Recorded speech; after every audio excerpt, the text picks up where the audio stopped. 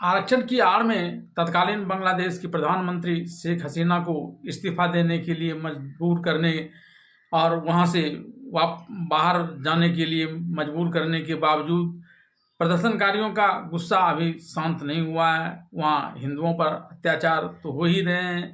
राजनीतिक तौर पर भी आज हिंसा का वातावरण एक बार फिर से गहरा गया जब प्रदर्शनकारियों ने ढाका में चीफ जस्टिस के कार्यालय को घेर लिया और उन्होंने सभी न्यायाधीशों समेत मुख्य न्यायाधीश को इस्तीफा देने पर मजबूर करना प्रारंभ कर दिया। स्थिति को तनावग्रस्त देखते हुए चीफ जस्टिस ओबैदुल ने इस्तीफा देने का पूरा तरह से मन बना लिया है। वे आज शाम में राष्ट्रपति शहाबुद्दीन से मुलाकात के बाद इस्तीफा दे देंगे।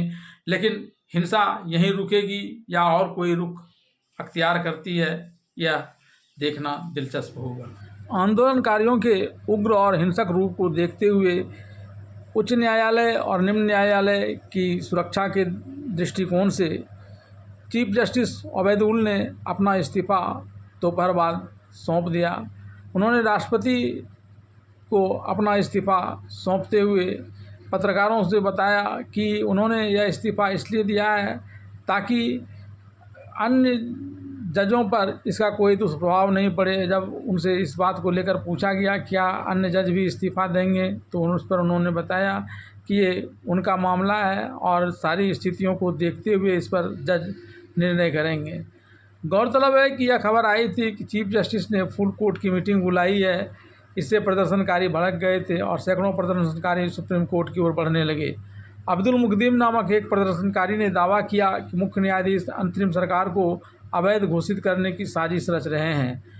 मुकद्दिम ने पत्रकारों से बातचीत में कहा कि फांसीवादी अंतरिम सरकार को अवैध घोषित करने के लिए सुप्रीम कोर्ट और चीफ जस्टिस का इस्तेमाल करने की कोशिश कर रहे हैं। इसलिए हम चीफ जस्टिस का इस्तीफा देने के लिए मजबूर करने के लिए सुप्रीम कोर्ट परिसर में आए हैं।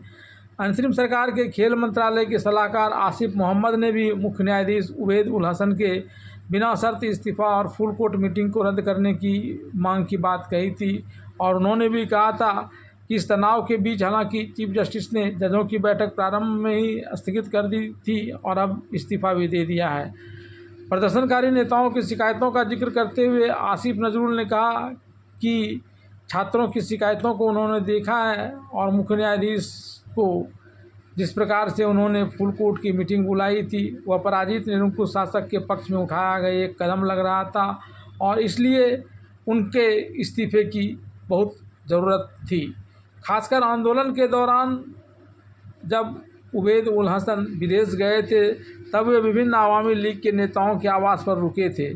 इससे उनके बारे में कई प्रकार के विवाद उत्पन्न हो गए थे। इस बीच हिंसाग्रस्त बांग्लादेश में नोबेल शांति पुरस्कार विजेता मोहम्मद यूनुस ने बांग्लादेश की अंतरिम सरकार के प्रमुख के रूप में शपथ ले ली है। उन्हें राष्ट्रपति मोहम्मद शहाबुद्दीन ने शपथ दिलाई थी। शपथ लेने के बाद मोहम्मद यूनुस ने कहा कि मैं संविधान की रक्षा करूंगा, उसका समर्थन करूंगा और संरक्षण करूंगा।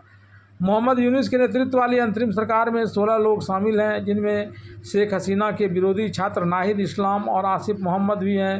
ये दोनों ही छात्र ने बांग्लादेश में आरक्षण विरोधी प्रदर्शनों का नेतृत्व किया था।